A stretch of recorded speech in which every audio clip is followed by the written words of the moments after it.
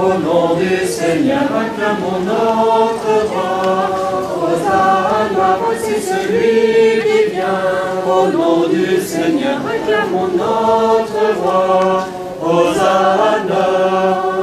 Portes, levez vos frontons, levez-vous, portes éternelles, qui entre le roi de gloire. Voici celui qui vient, au nom du Seigneur, acclamons notre roi. Hosanna, voici celui qui vient, au nom du Seigneur, acclamons notre roi. Hosanna. Gloire à ton nom, les rois, Seigneur des puissances.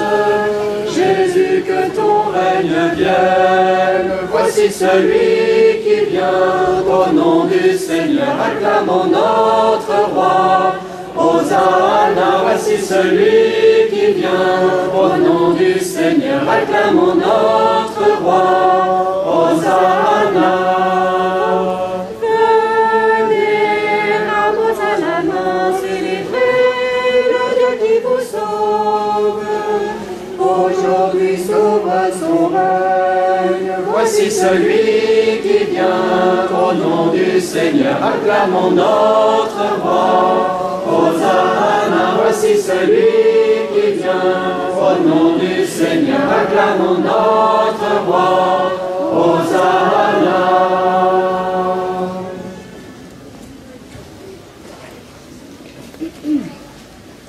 Frères bien-aimés,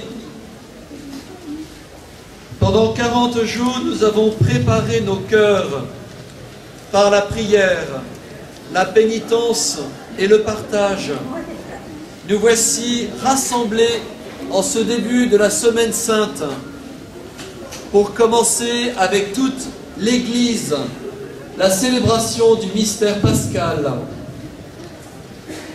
Aujourd'hui, le Christ entre à Jérusalem, la ville sainte, où il va mourir et ressusciter. Frères et sœurs, nous mettons toute notre foi à rappeler maintenant le souvenir de cette entrée triomphale de notre Sauveur.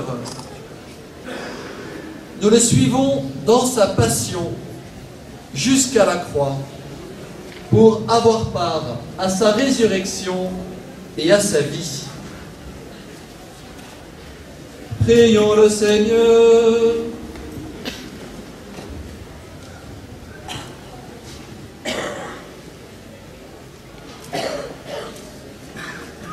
Dieu Tout-Puissant, daigne bénir ces rameaux que nous portons pour fêter le Christ notre Roi. Accorde-nous d'entrer avec lui dans la Jérusalem éternelle, lui qui règne pour les siècles des siècles. Amen.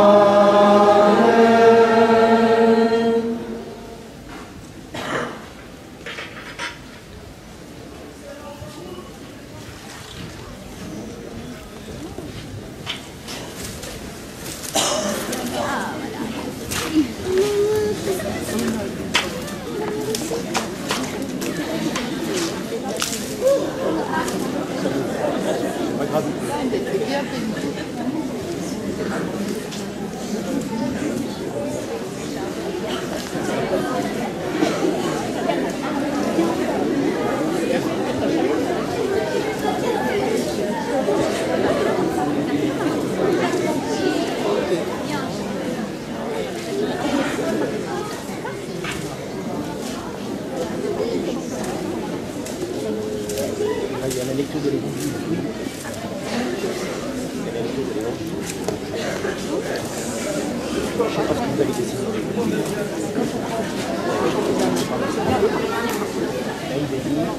Après, il y a la lecture de l'évangile.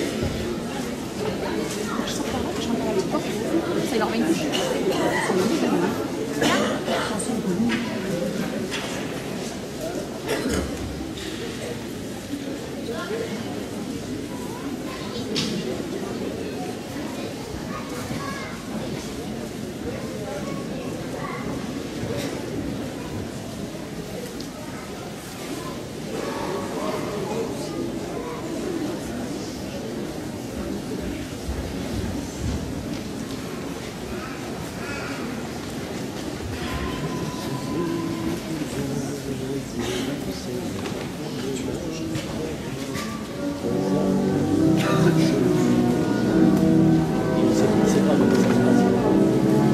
Pas ce qui se passe.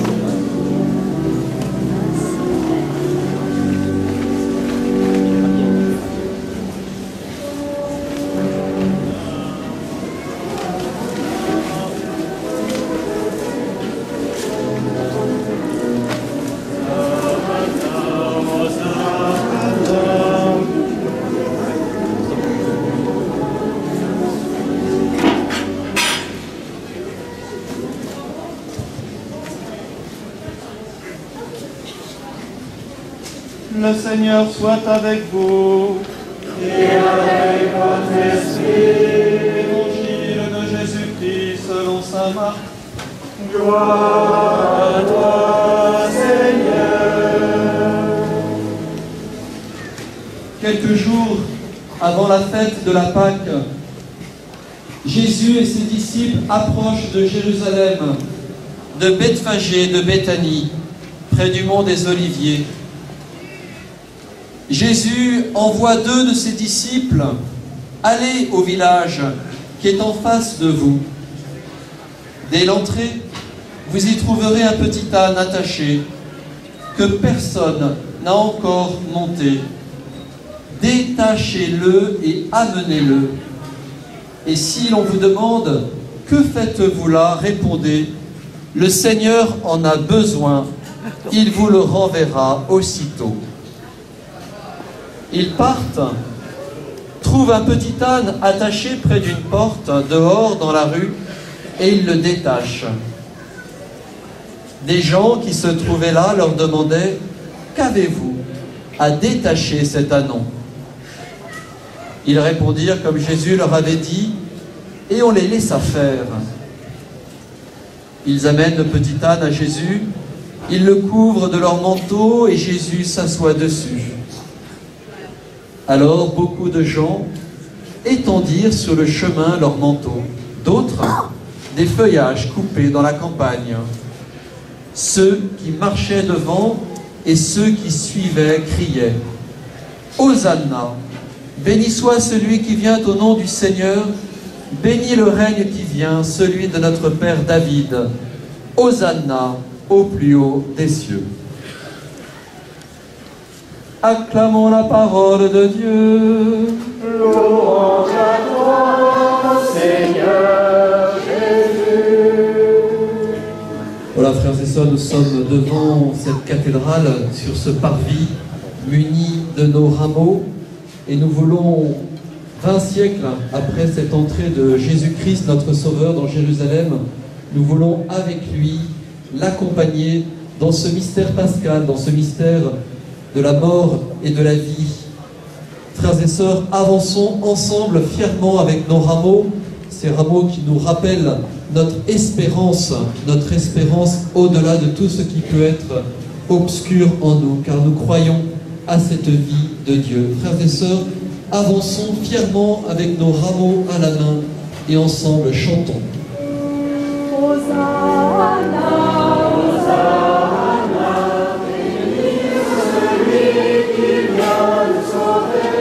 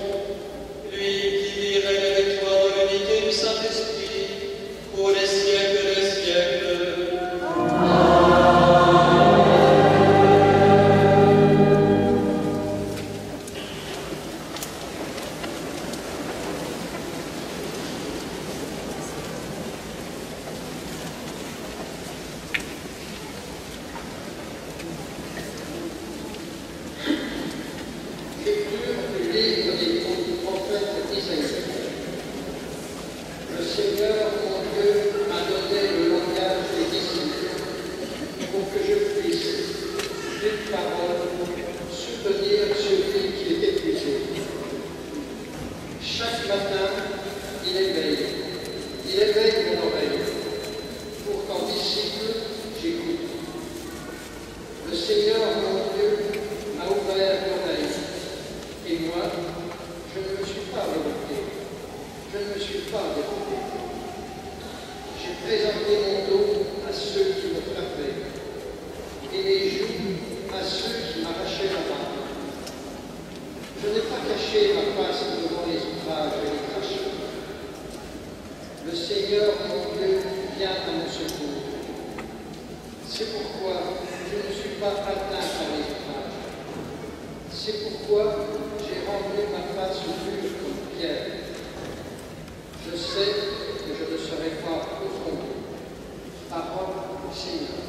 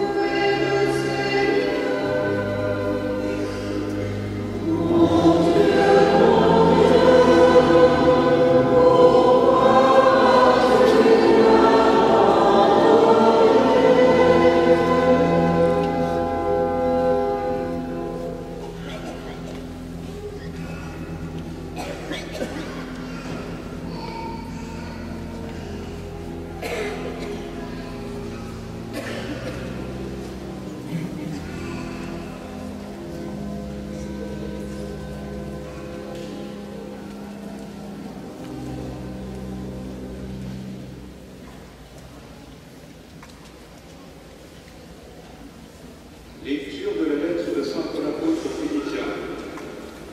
Le Christ Jésus, ayant la condition de Dieu, ne retint pas jalousement le rang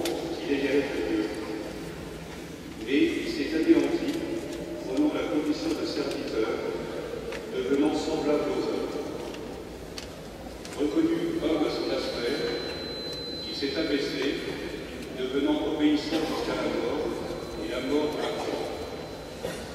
C'est pourquoi Dieu l'a exalté, il a doté du nom qui est au-dessus de tout nom, afin qu'au nom de Jésus, tout genou fléchisse, au ciel, sur terre et aux enfers. Que toute langue proclame Jésus-Christ est Seigneur, à la gloire de Dieu le Père. Parole du Seigneur.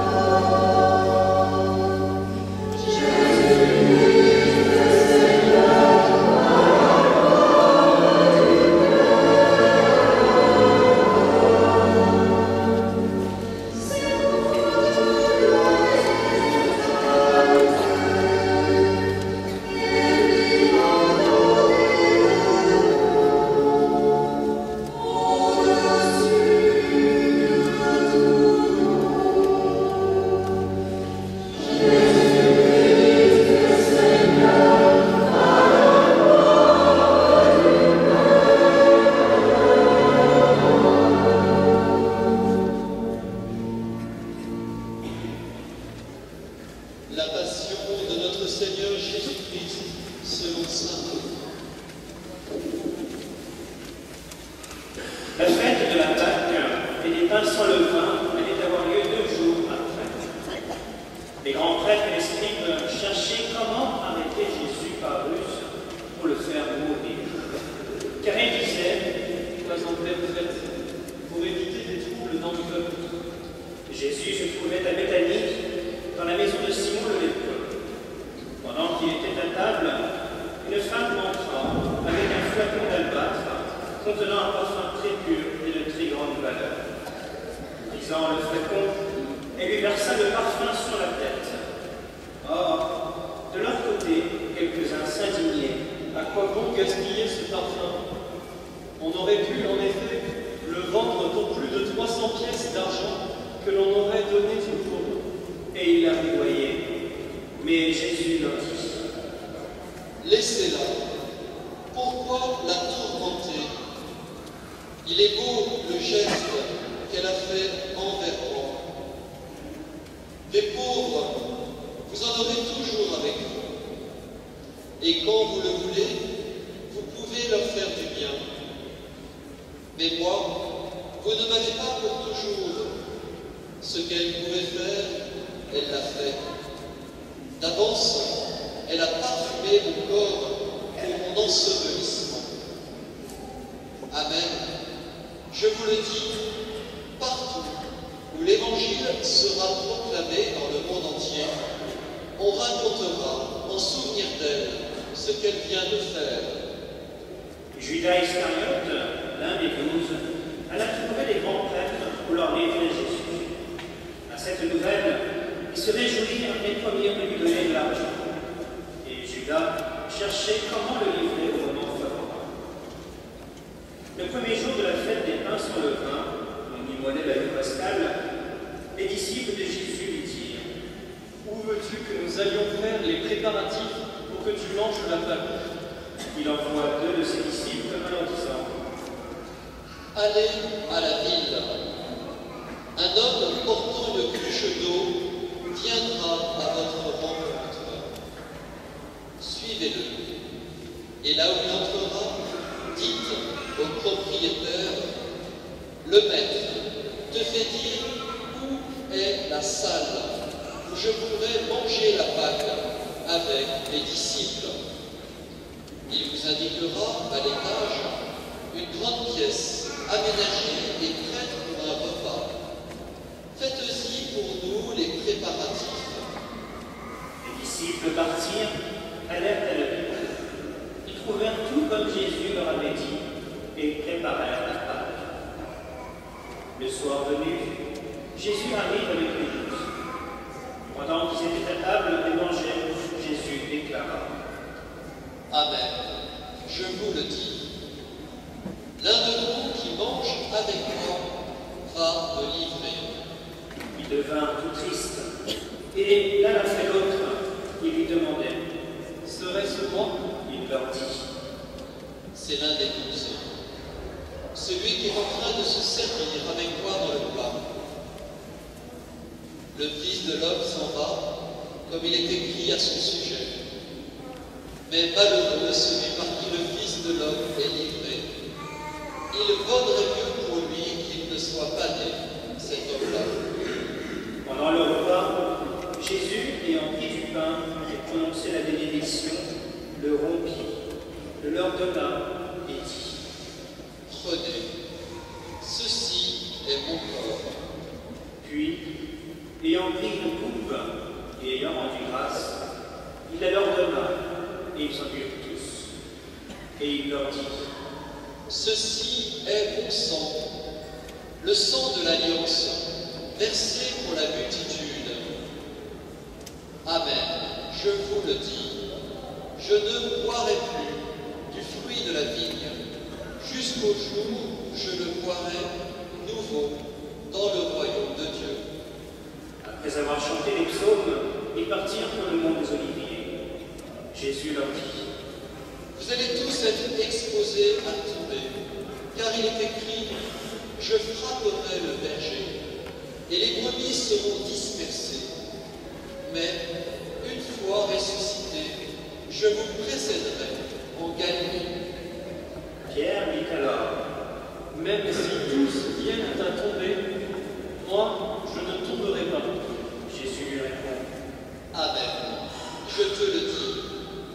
Toi, aujourd'hui, cette nuit même, avant que le coq chante 2 fois, tu m'auras renié 3 fois. Mais lui, il reprenait de plus belle: Même si je dois mourir avec toi, je ne te renierai pas. Et tous en disaient autant. Ils parviennent à un domaine appelé Gethsémani. Jésus dit à ses disciples: Asseyez-vous ici, pendant que je vais prier. Puis il emmène avec lui Pierre, Jacques et Jean, et commence à ressentir frayeur et angoisse. Il leur dit: Mon âme est triste à mourir. Restez ici et veillez. Allant un peu plus loin, il tombait à terre et priait pour que, s'il était possible, cette heure s'éloigne de lui. Il disait: Abba, Père, tout est possible pour toi. Éloigne de moi cette coupe. Cependant, non pas ce que moi je veux, mais ce que toi tu veux. Puis il revient et trouve les disciples endormis. Il dit à Pierre: Simon, tu dors. Tu n'as pas eu la force de veiller seulement 1 heure. Veillez et priez pour ne pas entrer en tentation. L'esprit est ardent, mais la chair est faible. De nouveau, il s'éloigna et pria, en répétant les mêmes paroles. Et de nouveau, il vient près des disciples qui trouva endormis, car leurs yeux étaient engloutis de sommeil. Et eux ne savaient que lui répondre. Une 3e fois, il revient et leur dit: Désormais, vous pouvez dormir et vous reposer. C'est fait. L'heure est venue.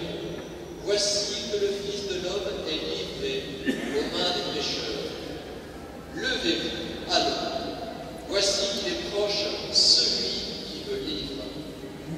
Jésus parlait encore quand Judas, l'un des 12, arriva, et avec lui une foule armée d'épées de bâtons, envoyée par les grands prêtres, les scribes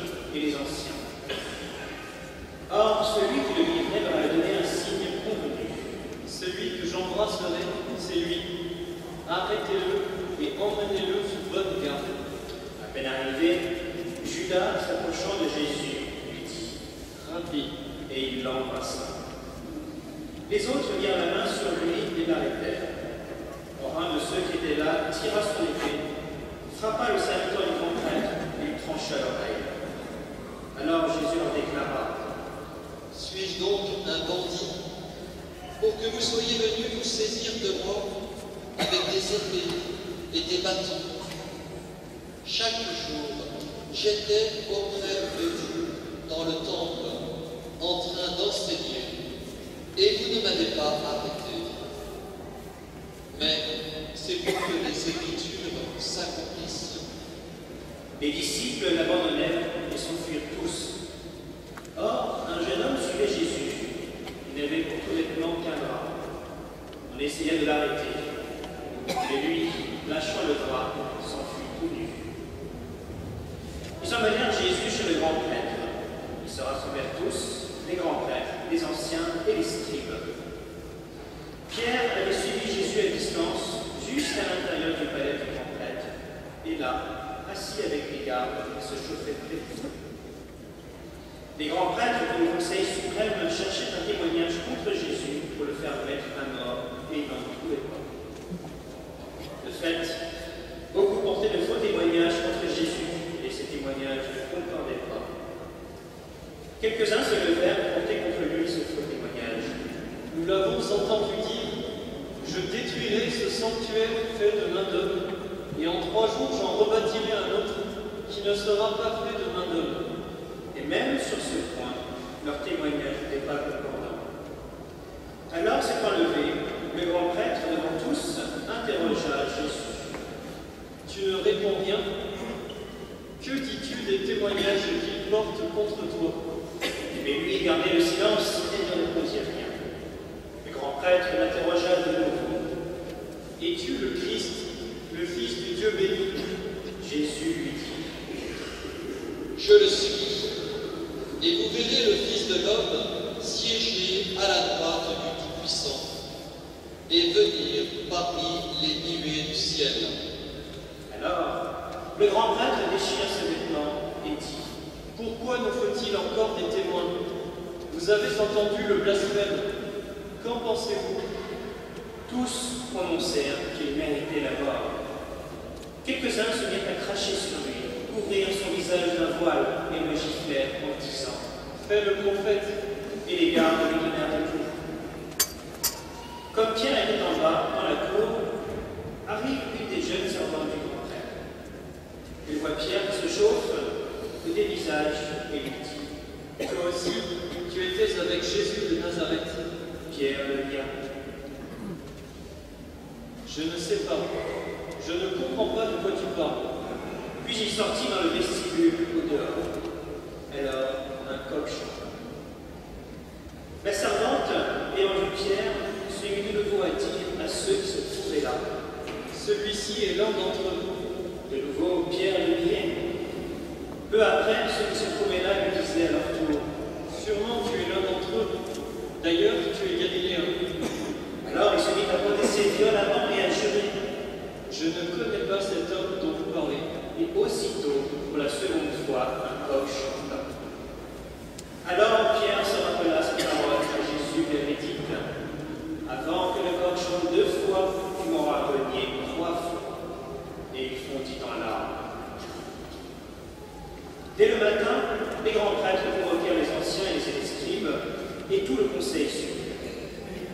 Puis, après avoir ligoté Jésus, ils l'emmenèrent et le livrèrent à Pilate. Celui-ci interrogea. « Es-tu le roi des Juifs ?» Jésus répondit. « C'est toi-même qui le dis. » Les grands prêtres multiplient contre lui les accusations. Pilate le demanda à nouveau. « Tu ne réponds rien? Vois toutes les accusations qu'ils portent contre toi. » Mais Jésus ne répondit plus rien, si bien que Pilate fut étonné. À chaque fête, il leur relâchait un prisonnier, celui qu'il demandait. Or, il y avait en prison un dénommé Barabbas, arrêté avec des émeutiers pour un meurtre qu'ils avaient commis lors de l'émeute. La foule monta donc chez Pilate et se mit à demander ce qui leur attendait d'habitude. Pilate leur répondit: Voulez-vous que je vous relâche le roi des Juifs? Ils se rendaient bien compte que c'était par jalousie que les grands prêtres avaient livré. Ces derniers soulevèrent la foule pour qu'ils leur relâchent plutôt Barabbas. Comme Pilate reprenait: Que voulez-vous donc que je fasse de celui que vous appelez le roi des Juifs? De nouveau, ils crièrent. Crucifie-le. Pilate leur disait: Qu'a-t-il donc fait de mal? Mais ils crièrent encore plus fort. Crucifie-le. Pilate, voulant contenter la foule, relâcha Barabbas. Et, après avoir fait flageller Jésus, il le livra pour qu'il soit crucifié. Les soldats l'emmenèrent à l'intérieur du palais, c'est-à-dire dans le prétoire. Alors il les rassemble pour qu'il la garde. Ils le revêtent de pourpre et lui posent sur la tête une couronne d'épines qu'ils ont tressées. Puis ils se mirent à lui faire les salutations en disant: Salut, roi des Juifs. Il lui frappait la tête avec un roseau, crachait sur lui et s'agenouillait pour lui rendre hommage. Quand ils se furent bien moqués de lui, ils lui enlevèrent le manteau de pourpre et lui remirent ses vêtements. Puis, de là, il l'emmène pour le crucifier et réquisitionne pour porter sa croix un passant, Simon de Cyrène, le père d'Alexandre et de Rufus, qui revenait des champs. Et ils amènent Jésus au lieu dit Golgotha, qui se traduit lieu du crâne, ou Calvaire. Il lui donnait du vin aromatisé de myrrhe, mais il n'en prit pas. Alors il le crucifie, puis il se partage ses vêtements, en tirant au sort pour savoir la part de chacun. C'était la 3e heure, c'est-à-dire 9 heures du matin, lorsqu'on le crucifia. L'inscription indiquant le motif de sa condamnation portait ces mots: le roi des Juifs. Avec lui, il crucifie 2 bandits, l'un à sa droite, l'autre à sa gauche. Les passants l'injuriaient en hochant la tête. Ils disaient: Et toi qui détruis le sanctuaire et le rebaptises en 3 jours, sauve-toi toi-même, descends de la croix. De même, les grands prêtres se moquaient de lui avec les scribes en disant: Il en a sauvé d'autres, et il ne peut pas se sauver lui-même. Qu'il descende maintenant de la croix, le Christ, le roi d'Israël. Alors nous verrons et nous croirons. Même ceux qui étaient crucifiés avec lui l'insultaient. Quand arriva la 6e heure, c'est-à-dire midi, l'obscurité se fit sur toute la terre jusqu'à la 9e heure. Et à la 9e heure, Jésus cria d'une voix forte: Éloi, Éloi, lama sabachthani. Ce qui se traduit: Mon Dieu, pourquoi m'as-tu abandonné? Ayant entendu, quelques-uns de ceux qui étaient là disaient: Voilà qu'il appelle le prophète Élie. L'un d'eux courut tremper une éponge dans une boisson vinaigrée. Il la mit au bout d'un roseau et lui donnait à boire en disant: Attendez, nous verrons bien si Élie vient de descendre de la mer. Mais Jésus, poussant un grand cri, expira.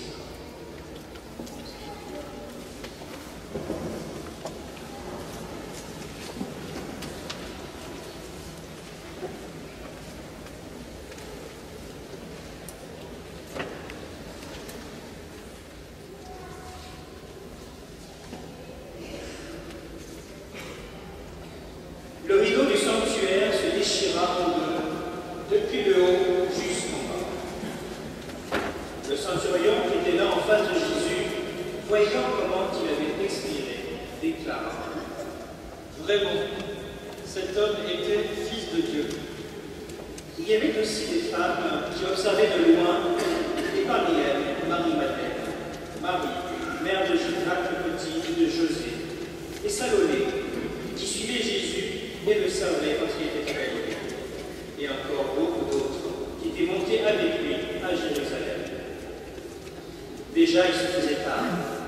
Or, comme c'était le jour de la préparation qui précède le sabbat, Joseph d'Arimathie intervint. C'était un homme influent, membre du conseil, et il attendait lui aussi le règne de Dieu. Il eut l'audace d'aller chez Pilate pour demander le corps de Jésus. Pilate s'étonna qu'il soit déjà mort. Il fit appeler le centurion et interrogea pour savoir si Jésus était mort depuis longtemps. Sur le rapport de son surlion, il permit à Joseph de prendre le corps. Alors Jésus acheta un linceul, descendit jusqu'à la croix, l'enveloppa dans le linceul et le déposa dans un tombeau qui était creusé dans le roc. Puis il roula une pierre contre l'entrée. Or, Marie-Madeleine et Marie, mère de José, observaient l'endroit où on l'avait mis. Acclamons la parole de Dieu. Louange à toi, Seigneur Jésus.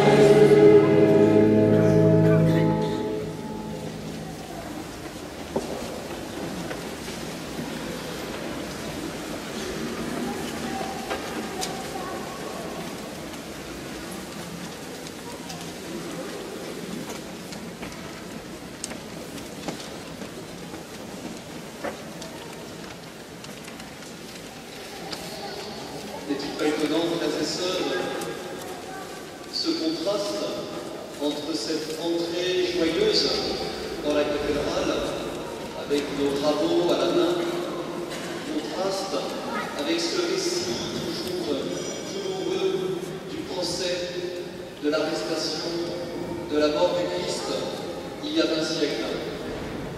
Et pourtant, la liturgie nous rappelle en ce jour que nous pouvons distinguer, séparer deux signes fondamentaux de notre foi, la croix et le rameau. Cette année, les rameaux 2015, la Semaine Sainte 2015, sont marqués par les persécutions, mais aussi l'exécution massive d'hommes et de gens de bonne volonté dans le Moyen-Orient, pour beaucoup d'entre eux chrétiens, catholiques.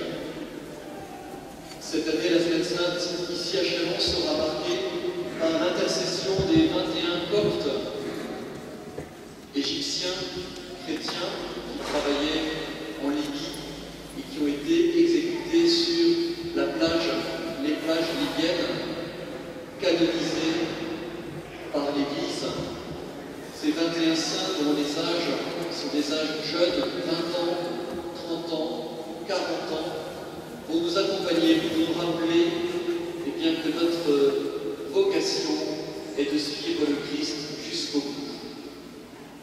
Vous remarquerez sur l'icône qui est devant l'autel les rameaux qui descendent sur eux, les rameaux signes de leur martyre. Ils ont connu la croix, ils sont accompagnés aujourd'hui des rameaux. La croix, signe de notre vocation à suivre le Christ jusqu'au bout. Les rameaux, signe de cette espérance et de cette vie en Dieu qui nous est proposée.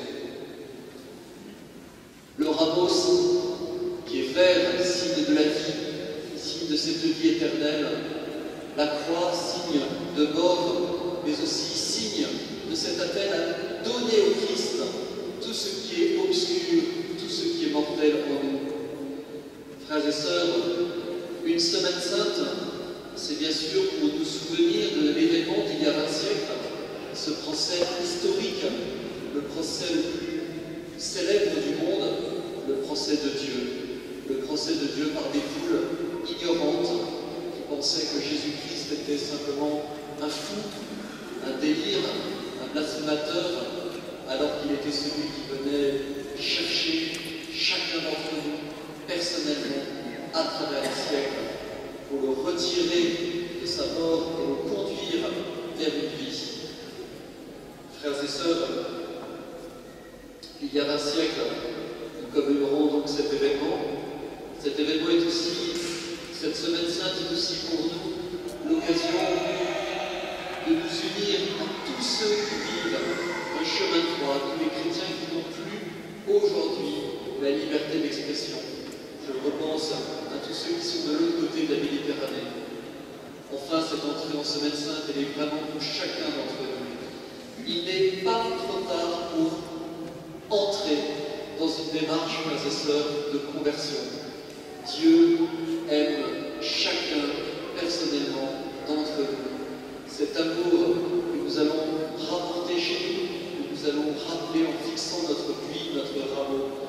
Oui, le Seigneur aujourd'hui frappe à la porte de notre cœur et nous dit: veux-tu me suivre? Veux-tu me suivre? Veux-tu être mon disciple? Un disciple qui est pécheur, nous l'avons entendu, comme Saint Pierre, comme les apôtres qui vont se dérober, mais un disciple aimé du Christ. Veux-tu être mon disciple? Frères et sœurs, pour conclure ces brefs mots, en ce dimanche des rameaux, gardons précieusement avec nous ce morceau, ce puits, ce rameau qui nous rappelle la victoire du Christ, qui nous invite à nous abandonner à lui, qui nous invite à nous laisser convertir. Amen.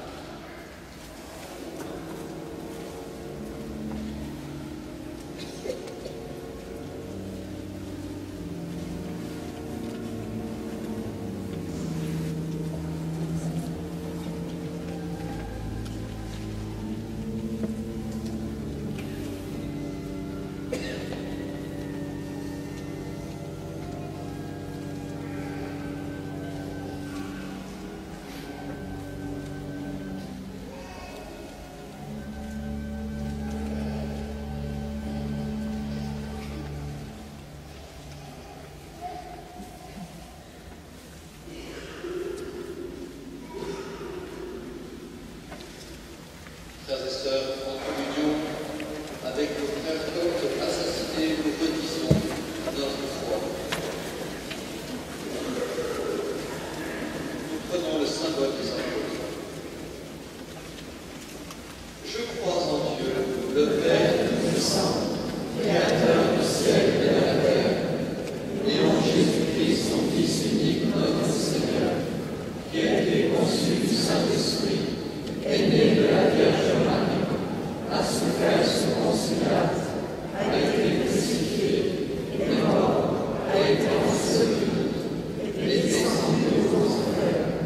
Le troisième jour, ressuscité des morts, est monté aux cieux, est assis à la droite de Dieu, le Père Tout-Puissant, d'où il viendra juger les vivants et les morts. Je crois en l'Esprit Saint, à la Sainte Église catholique, à la communion des saints, à la rémission du péché, à la résurrection de la chair, à la vie éternelle. En ces jours très saints, nous supplions le Père Tout-Puissant, afin que la part de son Fils unique Jésus-Christ, notre Seigneur, apporte grâce et joie au monde entier.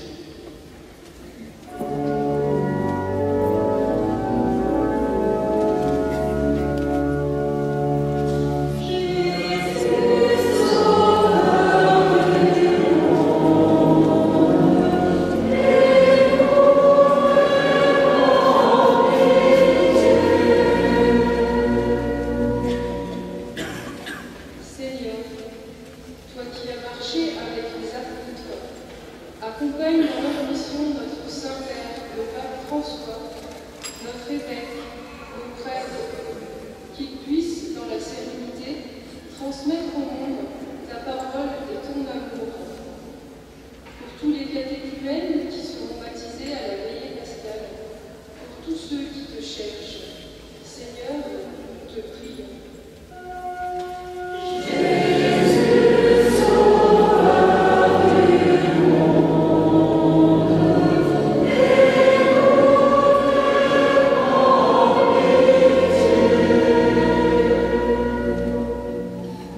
Seigneur Jésus, tu as connu, après ton entrée triomphale à Jérusalem, la trahison, l'humiliation, la mort. Protège les peuples opprimés. Donne ta force, ton espérance à ceux que l'on maltraite, que l'on persécute à cause de leur foi. Soutiens ceux qui les aident et luttent pour un monde meilleur. Nous t'en prions.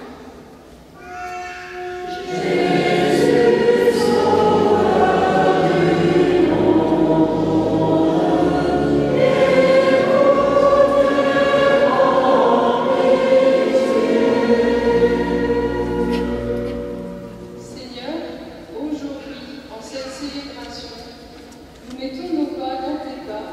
et nous entrons avec toi dans la semaine sainte. Qu'elle soit un temps de conversion, d'entraide, de réconciliation. Réconforte tous ceux qui souffrent et qui vivent leur chemin de croix. Nous te prions aussi pour toutes les victimes de la catastrophe aérienne. Donne courage et soutien à leurs familles, leurs amis. Apaise leur douleur. Seigneur, nous t'en prions.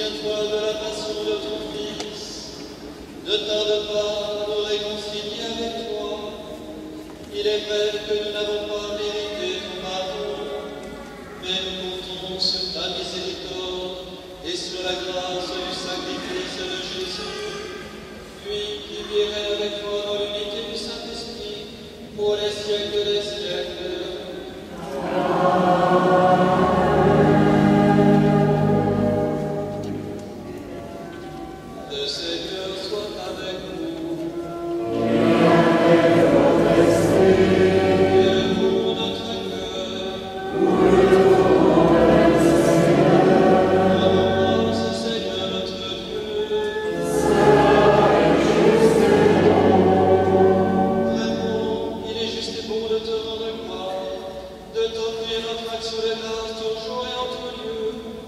À toi, Père très saint, Dieu éternel et tout-puissant, par le Christ notre Seigneur.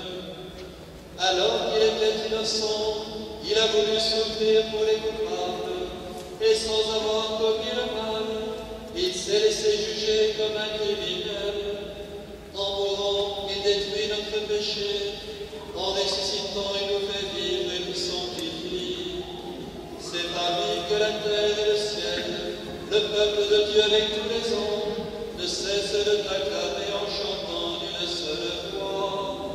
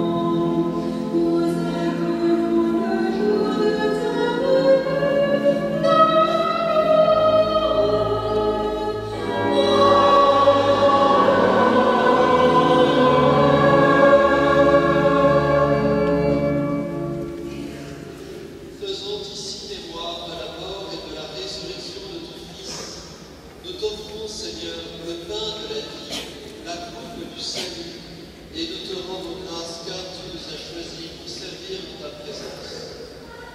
Humblement, nous te demandons qu'en ayant part au corps et au sang de Christ, nous soyons rassemblés par l'Esprit Saint en un seul corps. Souviens-toi, Seigneur, de ton Église répandue à travers le monde. Fais-la grandir dans ta charité avec le pape François, notre évêque Benoît et tous ceux qui ont la charge de notre œuvre. Souviens-toi aussi de nos frères qui se sont endormis dans l'espérance de la résurrection et de tous les hommes qui ont quitté cette vie. Reçois-les dans ta lumière auprès de toi. Prions pour Pierre et Ginette Pissoir, pour Aurélia et Rufino Collado, pour Jacques Baccelli, pour Daniel Vivo. Prions pour Georges Godet, ses parents. Prions pour Jacques Coulon, pour Marie-Madeleine et Victor Dumas. Reçois-les dans ta lumière auprès de toi. Sur nous tous, enfin, en particulier sur Colette et François pour leur anniversaire de mariage, nous implorons ta bonté. Permets qu'avec la Vierge Marie, la bienheureuse Mère de Dieu, avec son Joseph, Saint Joseph, son époux, avec les apôtres et les saints de tous les temps qui ont vécu dans ton amitié, nous ayons part à la vie éternelle et que nous chantions ta louange par Jésus-Christ, ton Fils bien-aimé.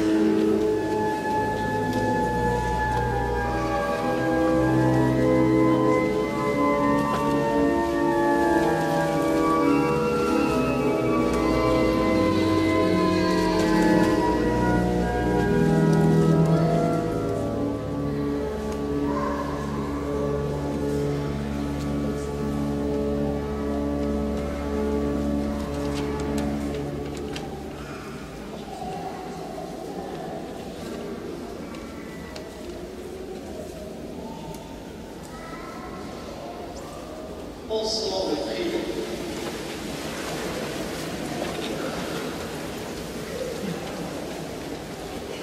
Seigneur, tu nous as fortifiés dans cette communion à destin mystère, et nous te supplions encore.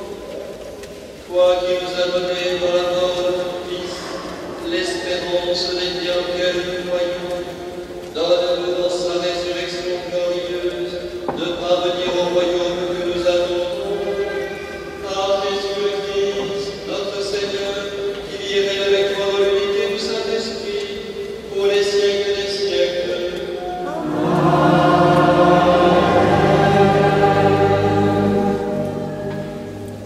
À l'issue de cette messe, nous vous invitons à venir vous recueillir devant l'icône des saints martyrs coptes égyptiens au pied de l'autel. Il y a une bénédiction solennelle, vous êtes invités à répondre Amen vigoureusement. Le Seigneur soit avec vous.